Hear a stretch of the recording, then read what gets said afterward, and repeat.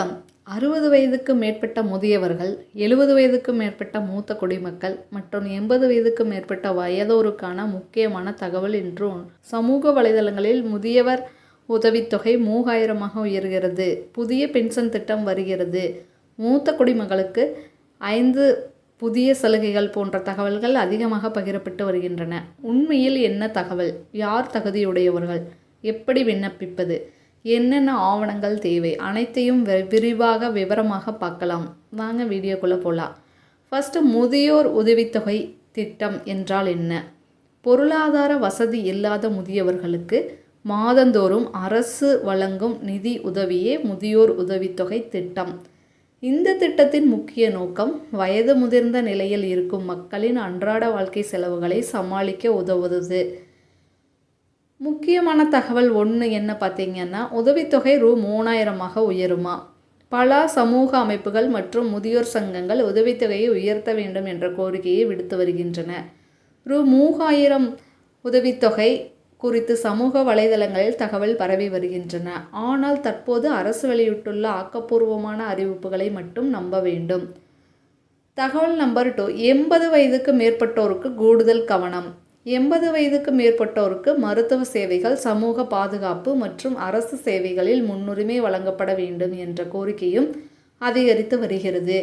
முதியவர்களின் நலனை கருத்தில் கொண்டு பல்வேறு திட்டங்கள் செயல்படுத்தப்பட்டு வருகின்றன. தகவல் நம்பர் 3, இலவச மருத்துவ வசதிகள். மூத்த குடிமக்களுக்கான அரசு மருத்துவமனைகளில் சுகாதார பரிசோதனை, இலவச மருத்துவ முகாம்கள், மருத்துவம் வழங்குதல், மருத்துவ ஆலோசனைகள் போன்ற சேவைகள் வழங்கப்பட்டு வருகின்றன. தகவல் நம்பர் 4, வங்கி மற்றும் பென்ஷன் சேவைகள். முதியவர்கள் வங்கியில் நீண்ட நேரம் காத்திருக்காமல் சேவைகளை பெற பல வசதிகள் செய்யப்பட்டுள்ளன. டிஜிட்டல் வங்கி சேவைகள் மூலமாகவும் பென்ஷன் தொகை நேரடியாக வாங்கி கணக்கில் செலுத்தப்பட்டு வருகிறது. தகவல் நம்பர் 5, புதிய நல திட்டங்கள் வருமா? 2026இல் முதியவர்களுக்கான கூடுதல் நிதியுதவி, மருத்துவ காப்பீடு மற்றும் சமூக பாதுகாப்பு திட்டங்கள் குறித்து எதிர்பார்ப்புகள் நிலவுகின்றன. இந்த புதிய திட்டங்கள் அறிவிக்கப்பட்டாலும் அது ஆக்கப்பூர்வ அரசு அறிவிப்புகள் மூலம் உறுதிப்படுத்தப்படும். யார் விண்ணப்பிக்கலாம்? இந்த முதியோர் தொகை யார் விண்ணப்பிக்கலாம் அப்படின்னு பார்த்தீங்கன்னா, பொதுவாக கீழ்கண்ட நிபந்தனைகளை பூர்த்தி செய்யும் நபர் விண்ணப்பிக்கலாம். தமிழ்நாட்டில் நிரந்தரமாக வசிப்பவர், அரசால் நிர்ணயிக்கப்பட்ட வயது வரம்பை பூர்த்தி செய்தவர், குறைந்த வருமானம் கொண்டவர், அரசு ஓய்வூதியம் பெறாதவர், பொருளாதார ரீதியாக பாதிக்கப்பட்டவர். 60 வயது கடந்த அனைவருக்கும் கிடைக்குமா அப்படின்னு கேட்டால் இல்லை. 60 வயது கடந்த அனைவருக்கும் தானாக உதவித்தொகை கிடைக்காது. வயதுடன் சேர்த்து பொருளாதார நிலை மற்றும் அரசு நிர்ணயித்துள்ள பிற தகுதிகள் பரிசீலிக்கப்படும். விண்ணப்பிக்க தேவையான ஆவணங்கள்: ஆதார் அட்டை, குடும்ப அட்டை, வயது சான்றிதழ், வங்கி கணக்கு விவரம், பாஸ்போர்ட் அளவு புகைப்படம், முகவரி சான்று, வருமான விவரங்கள்.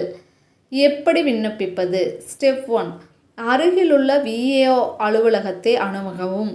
ஸ்டெப் 2, முதியோர் உதவித்தொகை விண்ணப்ப படிவத்தை பெறவும்.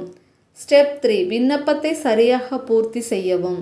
ஸ்டெப் 4, தேவையான ஆவணங்களை இணைக்கவும். ஸ்டெப் 5, VAO அல்லது தாலுகா ஆஃபீஸில் சமர்ப்பிக்கவும். ஸ்டெப் 6, அதிகாரிகள் ஆய்வு செய்வார்கள். ஸ்டெப் 7, தகுதி உறுதி செய்யப்பட்டால் உதவித்தொகை வழங்கப்படும். விண்ணப்பங்கள் நிராகரிக்கப்பட என்னென்ன காரணங்கள் இருக்கின்றன? தவறான தகவல், ஆவணங்கள் முழுமையில்லாமல் இருப்பது, வருமான வரம்பை மீறுவது, சொத்து விவரங்களில் முரண்பாடு, தகுதி விதிமுறைகளை பூர்த்தி செய்யாதது. முக்கிய எச்சரிக்கை: நாளை முதல் ரூ. 3000 அனைவருக்கும் பென்ஷன், புதிய அரசு அறிவிப்பு போன்ற தகவல்களை உடனே நம்ப வேண்டாம். ஆக்கப்பூர்வ அரசு அறிவிப்புகள் மற்றும் மாவட்ட நிர்வாக அலுவலக தகவல்களை மட்டும் நம்பவும். ஃபைனலாக பார்த்தீங்கன்னா, 60, 70 மற்றும் 80 வயதுக்கு மேற்பட்ட முதியவர்களுக்கு அரசின் பல்வேறு நலத்திட்டங்கள் தொடர்ந்து செயல்பட்டு வருகின்றன. தகுதியுள்ளவர்கள் உடனடியாக விண்ணப்பித்து பயன்பெறலாம். இந்த தகவல் பயனுள்ளதாக இருந்ததுன்னா இந்த வீடியோவை லைக் பண்ணிடுங்க. நம்ம சேனலை சப்ஸ்கிரைப் பண்ணிக்கோங்க. உங்கள் நண்பர்கள் மற்றும் உறவினர்களுக்கு ஷேர் பண்ணிடுங்க. நன்றி. மீண்டும் அடுத்த வீடியோவில் நல்ல தகவலுடன் சந்திப்போம். நன்றி, வணக்கம்.